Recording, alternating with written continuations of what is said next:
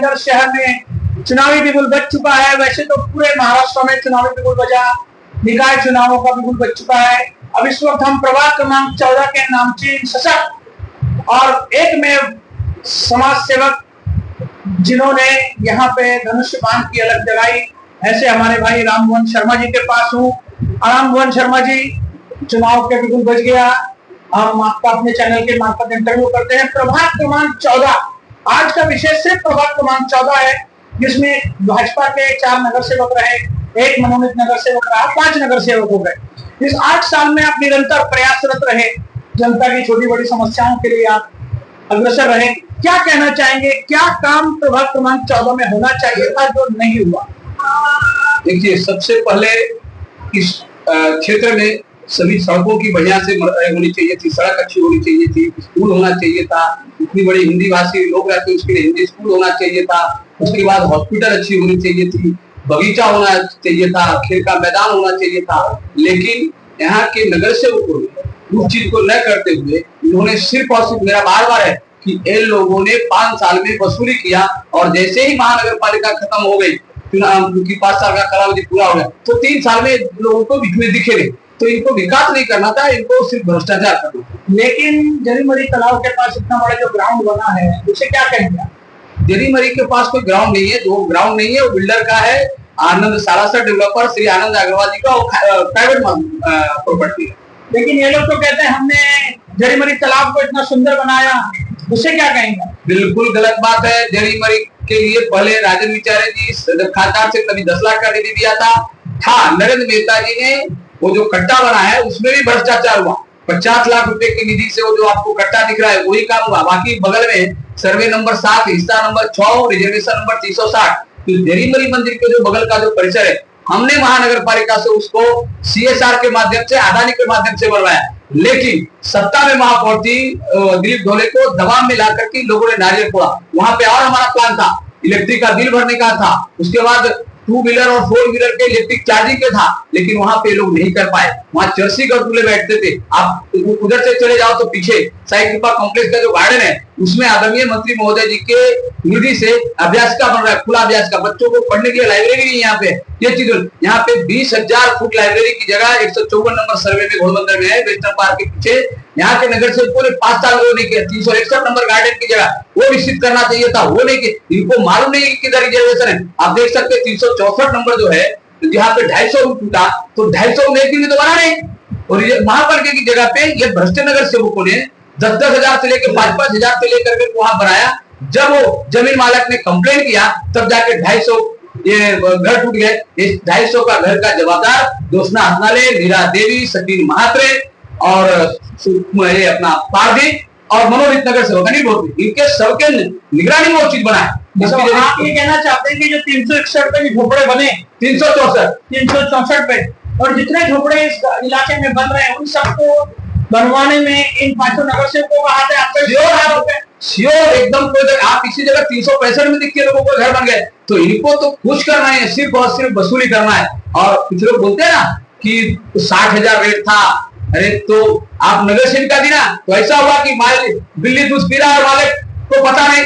आप और हम दोनों साथ में काम कर रहे थे, मैं तो कोई प्रतिनिधि नहीं था ना, मैं कोई प्रतिनिधि नहीं था, नगर सेवक तो था नहीं, तो वसूली मैं कर रहा था, कौन कर रहा था? और आज तक ये लोग मेरे पीछे लगे वसूली का ढूंढने के लिए, लेकिन ढूंढ नहीं पाए। और इनके लिए बोलो तो जिस गली में आप जाइए, आपको मैं चैलेंज करता हूँ, जिस गली में जाइए वो यही बोलेगा कि लोगों ने पैसे लेकर के हमारे ऊपर लेके दिया। और मैं आपके चैनल के माध्यम से वादा करता हूँ, हमारी सत्ता आने वाले 4 नगर सेवक को सबसे पहले महापालिका की भ्रष्टाचार जो चल रही है वसूली, क्या होता है कि अधिकारी लेता है, तो अधिकारी को देख करके नगर सेवक पहला लेते हैं, नगर सेवक को लेकर के अधिकारी के ऊपर टकरा जाता है, तो अधिकारी सोचता है जब ये ले रहे तो मैं भी लूं, उसके बाद ब्लैकमेलर लेते हैं। ये एक उनके पीछे लाख लाख रुपया बेचारे का बनाने का खर्चा जाता है। कहाँ इसका पाप पे लोग वापस करेंगे, फेड़ेंगे? तो बताइए। अच्छा, BOSP योजना के बारे में चर्चा करते हैं, जिसमें आपने काफी मेरे चैनल पे भी 1-2 बार इंटरव्यू किया था। BOSP योजना में आज भी लोगों को घर नहीं मिल रहे, लोग परेशान है, ट्रांजिट कैंप में रह रहे, बद से बदतर हालत जिंदगी जीने के लिए है।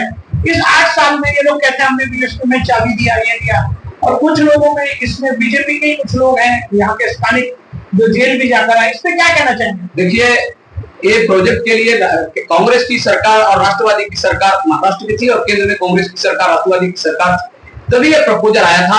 और इस प्रपोजल को करने का ज्योत्सना हथनाले की नगर सेविका थी और हम दोनों साथ में मिलकर के काम करते थे राष्ट्रवादी में और मीरा देवी में। लेकिन इस योजना को लाने के लिए ज्योत्सना हथनाले जी की और हमारी मंशा बहुत ही अलग थी। गरीबों को, जो शहर में रहने वाले गरीब गरीबी रेखा से ऊपर उठ करके अच्छे घरों में जाए, लेकिन उसके लिए पहला एस्टिमेट कितना था?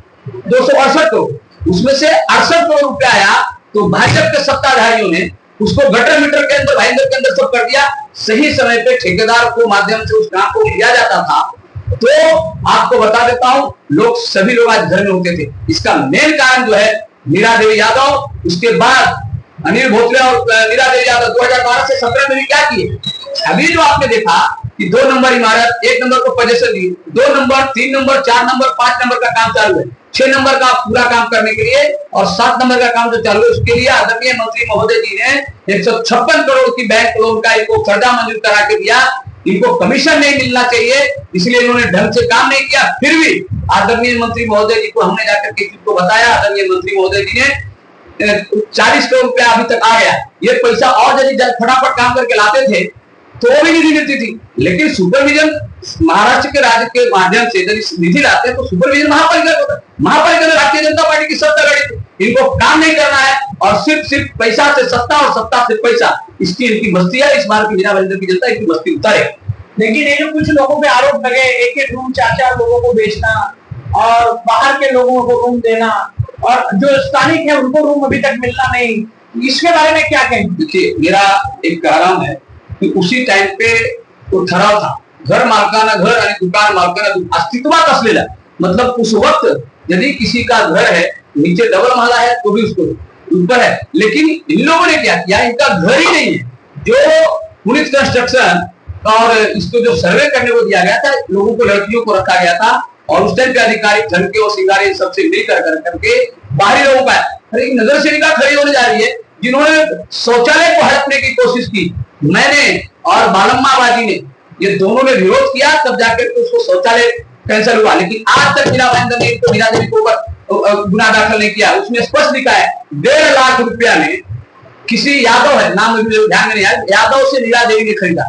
दूसरी ऊपर का जनता नगर घर है, उसको 913, वो भी जनता नगर में उनकी आज घर था, पीछे रहते थे और आगे दुकान था। मीरा देवी तो इलेक्शन के पहले आई, 2007 में रहे, उसके पहले तो श्याम लाली रहते थे, उनका परिवार रहते थे। उसमें भी उन्होंने क्या किया, घर पास कराया। और दुकान पास कराने के लिए पूनम सागर में इनका दुकान है, डेरी, संतोष डेरी, उसका गुमस्ता पे व्हाइटनर लगा करके रामलाल ने ये दुकान वहां पे पास करवाया। श्यामलाल के लिए अलग से घर खरीदा। इस प्रकार का इन्होंने व्यू रचना कर करके और आज तक के इनके नेताओं ने इनको बचा के रखा। लेकिन पाप की घड़ा यदि प्रशासन नहीं भर पाया तो यहाँ की जनता इस बार जरूर। तो क्या लगता है मीरा देवी यादव इस बार फिर से लड़ेगी, फिर जीत जाएगी, भ्रष्टाचार दब जाएगा? देखिए, भ्रष्टाचार दबेगी नहीं, जनता जाग चुकी है। आप किसी भी गली में जाइए, इनको भगाती है। कमलेश नगर में के पीछे बाबरी की भाट गए थे, चारों नगर सेवक, ऐसा लगता है कि कुछ बहुत बड़ा हार गए। इनको शर्म आनी चाहिए कि 5 साल में आप इस चिड़िया को चमकाना चाहिए था। आप बात करते हो दादपुर पाड़े का काम, मसाचा पाड़ा सीमेंट रोड का काम, मांडवी पाड़ा का दलित बस्ती का फंड है, यहाँ पे एक स्कूल नहीं बनवा पाए। आपको बता दूं, अभी जाके देखिए दुर्बल घटक से दादपुर पाड़ा के जो पुरानी स्कूल है उसकी बाजू में आदरणीय मंत्री महोदय जी के आशीर्वाद प्रयास से मीरा भाईंदर महानगर का दुर्बल घटक से वहाँ पे स्कूल बन रहा है और 10वीं तक वो स्कूल का। लेकिन अनिल भोसले तो बोल रहा है 10वीं तक स्कूल हम बनाए, तो क्या कैसे बनाए? हिम्मत है तो मेरे सामने डिबेट करे, मैं कागज देता हूँ, वो कागज दे। आज यदि उसमें मैं सरफ नहीं हुआ तो मैं आज भी बोलता हूँ, अपने लड़के को चुनावी मैदान से बाहर ले लूंगा। ये बताएंगे आप प्रताप सरनाईक जी के सबसे खास व्यक्ति के तौर पे, उनके कार्यकर्ता के तौर पे जाने जाते हैं। इस प्रभात 14 में प्रताप सरनाईक जी ने कितने मुख्य निधि अपने फंड से, आमदार निधि से और मंत्री महोदय वो हो गए अभी, तो उनके फंड से क्या क्या काम हुआ उसकी थोड़ी सी संक्षिप्त जानकारी देंगे? कि उनके माध्यम से पूरा 14 नंबर प्रभाग में चेना से लेकर करके MICL तक लगभग 300 करोड़ की निधि आई है। उसमें से 100 करोड़ की निधि से सीमेंट रस्ते, उसके बाद 25 करोड़ की निधि से स्विमिंग पूल। आप देखिए जाकर के 364 जो आरक्षण वहां पे doctor Abdul Kalam science park और गार्डन, उसके लिए 5 करोड़ की निधि से लेकर करके अभी ढूंढला तालाब के लिए 6.5 करोड़ की निधि जैसे कि मीरा भाईंदर महानगर पालिका से मंजूर करवा के इस पर टेंडर हो गया वर्क ऑर्डर। आप म्यूजिकल फाउंटेन देख सकते हैं। भगवान पांडुरंग का अभी वहां पे मूर्ति लगने वाली है 51 फुट की। उसके बाद आपको बता दूं कि साई कृपा कॉम्प्लेक्स में अभ्यासिका बन रही है, संघवी को सिटी के अंदर सीमेंट रोड रास्ता बन रहा है। उसके तहत आपको बता दूं कि मीरा भाईंदर के अंदर सबसे बड़ी जो समस्या थी पानी की समस्या थी। सूर्या डैम से पानी आने वाले 218 मिनट, लेकिन मीरा भाईंदर के अंदर अंतर्गत पाइपलाइन नहीं होगा, पानी की टाकी नहीं होगी तो कैसे यहाँ का विकास होता, लोगों को पानी कहां से मिल पाता। उसके लिए अंतर्गत पाइपलाइन डालने के लिए आदरणीय मंत्री महोदय जी ने 500 करोड़ रुपए की निधि लाई और आज पूरे मीरा भाईंदर में और खास करके 14 नंबर में भी पानी का पाइपलाइन डालने का काम चालू, पानी की टाकी बने। अब बता दूं आपको 10 करोड़ रुपए हिंदी हाई स्कूल में, जिस हिंदी भाषियों के बदौलत भारतीय जनता पार्टी 3 बार चुनाव लड़ी। एक हिंदी भाषी को बच्चों को पढ़ने के स्कूल, उनको मजबूरी में मराठी स्कूल में पढ़ना पड़ता है, मजबूरी में प्राइवेट स्कूल में पढ़ना पड़ता है। इस सारे पाप का भागीदार भारतीय जनता पार्टी के चारों नगर सेवक है। जबकि वो जमीन 2009-10 में मैंने महापालिका के नाम से कर दिया 7 बार। आज वहीं पे ये लोग विरोध कर रहे थे, वहां पे किसी से कब्जा करवाए थे और आज उस अतिक्रमण को हटवा करके आदरणीय मंत्री महोदय जी के आशीर्वाद से वहां पे स्कूल बन रहा है और 12वीं तक स्कूल होगा, उसमें सेमी इंग्लिश स्कूल होगा। अब ये रास्ता, तीसरी बात आपको बताता हूँ, 30 मीटर का रास्ता साइकिल कॉम्प्लेक्स से लेकर करके MICL तक वो भी बनने जा रहा है। उसकी फाइल आपको जानकारी के लिए बताता हूँ कि MMRDA के कमिश्नर के टेबल पे है। जैसे ही आचार संहिता खत्म होगी उस काम का भी टेंडर निकलेगा, वर्क ऑर्डर निकलेगा और रास्ते का विकास होगा। तो देखा आपने किस तरह राममोहन शर्मा जी ने पूरी यहाँ के स्थानीय नगर सेवकों की पोल पट्टी खोल के रख दी। अपने मुंह मियां मिट्टू बनने वाले इन नगर सेवकों की क्या स्थिति है, आने वाले समय में जनता किसे अपना प्रतिनिधि चुन के मनपा सदन में भेजेगी तो आने वाला वक्त ही बताएगा। मेरे इस एपिसोड पर क्या है आपकी राय, क्या है प्रतिक्रिया, जरूर बताएगा।